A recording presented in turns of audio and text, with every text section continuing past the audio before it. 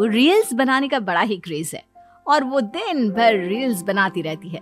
खाते पीते घूमते फिरते घर में कॉलेज में रील्स बनाने के कारण प्रज्ञा पूरे कॉलेज में हाईलाइटेड है। जहां उसकी रील्स सभी को पसंद आते हैं, वहीं मनीषा चिंता में डूबी रहती है। एक रोज जब खाते हुए प्रज्ञा रील्स बना रही होती है, तब मनीषा कहती है, 1 मिनट भी चैन नहीं है इस लड़की को।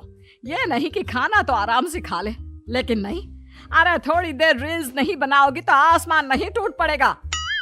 अरे मम्मी, इसी को तो कहते हैं डिटर्मिनेशन। तुम नहीं समझोगी ये सब। भगवान, इस लड़की को सद्बुद्धि दे।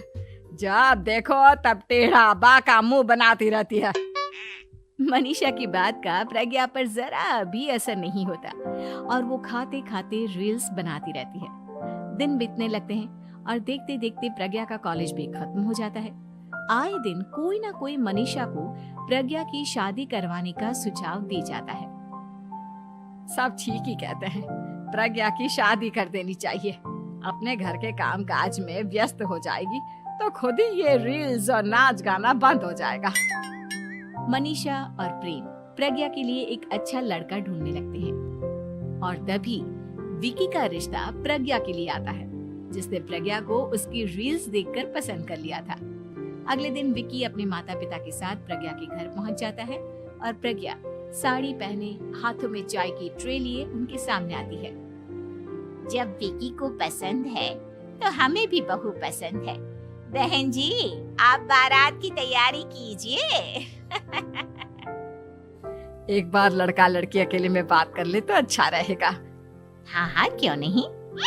मनीषा विकी को प्रज्ञा के कमरे में भेजती है, जहां प्रज्ञा पहले से ही रील्स बना रही होती है। तभी विकी कहता है, आ गए आपके साजन जी। हमारे साथ ये रील्स कंप्लीट करती तो और भी अच्छा रहता। अच्छा जी, अब आ ही गए हैं तो बना ही लेती हूँ आपके साथ। दोनों मिलकर रील्स बनाते हैं। जब वी मीट और तुरंत पोस्ट भी कर देते हैं। फिर विकी कहता है, जब आप साड़ी में चाय लेकर आए तब मुझे लगा कि कहीं मैं गलत घर में तो नहीं आ गया। अब सही है। दोनों की शादी पक्की हो जाती है और शादी के दिन भी प्रज्ञा रील्स बनाने से चूकती नहीं। यहाँ तक कि बारात के समय भी नाचते हुए रील्स बनाती है।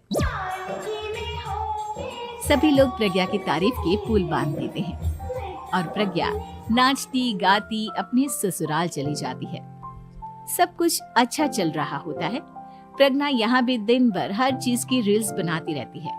लेकिन कुछ दिनों के बाद जब सुनीता कहती है, बहू, ये रील्स के साथ साथ कुछ काम भी कर लिया करो। वैसे तुझे और क्या क्या बनाना आता है?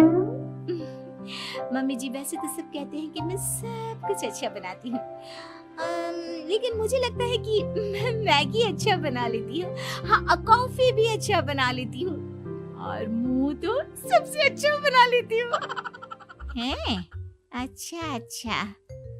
सुनीता अपना माथा पकड़ लेती है और कहती है, बहू, कुछ खाना बनाना भी सीख लेती। मम्मी जी, मैं लंबी प्लानिंग कर रही हूँ। जल्दी ही मैं इतनी फेमस हो जाऊंगी कि मुझे पैसे मिलने लगेंगे। हम दोनों सास बहू राज करेंगे, राज।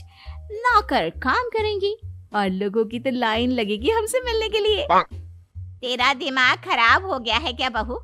हंसी मजाक तक ठीक है, लेकिन इस तरह घर नहीं चलते।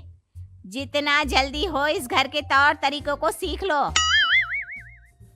प्रज्ञा मुंह घुमाकर चली जाती है और तुरंत उसी वक्त एक रील बनाती है। ये देख सुनीता का गुस्सा 7वें आसमान पर चला जाता है और विकी के घर आती ही सुनीता उसे सब कुछ बताती है। विकी भी अब प्रज्ञा की इन हरकतों से परेशान हो जाता है। तुम टेंशन मत लो मम्मा, मैं देख लूंगा। विकी कमरे में जाता है तो देखता है कि प्रज्ञा रील्स बना रही है। विकी बड़े ही प्यार से प्रज्ञा से कहता है, प्रज्ञा, इन सब के लिए मैं तुम्हें मना नहीं कर रहा हूँ, लेकिन फिर भी हर वक्त तो ये अच्छा नहीं लगता ना। समझने की कोशिश करो, मुझे भी तुम्हारा थोड़ा वक्त चाहिए। मैं जब ऑफिस से आता हूँ तो मुझे समय देने की जगह इसी में लगे रहते हो। तुम ज्यादा ही सोच रहे हो। तुम भी मेरे साथ रील्स बनाओ ना, तुम्हें भी बहुत अच्छा लगेगा। तुम्हें इज्जत से कोई बात समझ में नहीं आती क्या? दिमाग खराब हो गया है तुम्हारा इस चकाचौंध से। अगर तुमने अपना रवैया नहीं बदला तो मैं तुमसे दूर चला जाऊंगा। तुम ही रिश्ता लेकर आए थे, मुझे लड़कों की कमी नहीं थी और ना आज है। विकी दरवाजा पटककर चला जाता है। धीरे धीरे विकी प्रज्ञा से दूर होता जाता है। एक रोज मनीषा प्रज्ञा के ससुराल उससे मिलने जाती है। तब सुनीता उससे कहती है, बहन जी, अब आई हैं तो कुछ दिन यहाँ रहकर जाइएगा, आप ही का घर है। हाँ मम्मी, बहुत दिन हो गए तुम्हारे साथ एक भी रील नहीं बनाई मैंने। प्रज्ञा तुरंत अपने फोन में रील्स ऑन कर लेती है। ये सब मुझसे नहीं होता। तेरा ये भूत अभी तक नहीं उतरा क्या? बहन जी, आप कुछ कहती नहीं क्या इसे? जब आप ही कुछ नहीं कर पाई तो मैं कर ही क्या सकती हूँ। सास तो वैसी ही बदनाम है। शाम को घर की लाइट चली जाती है और मनीषा प्रज्ञा से कहती है, मेरे घुटनों में बहुत दर्द हो रहा है, तू लाइट का कुछ इंतजाम करना बेटा। अच्छा, कैंडल जला देती हूँ मम्मा।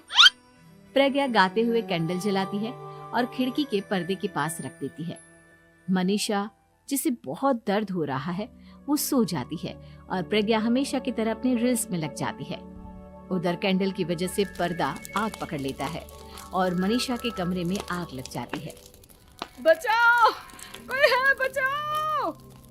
सभी भागते हैं और विकी कमरे की आग बुझाने में लग जाता है, लेकिन तब तक मनीषा आधी जल चुकी थी। मनीषा की हालत देख प्रज्ञा रोने लगती है।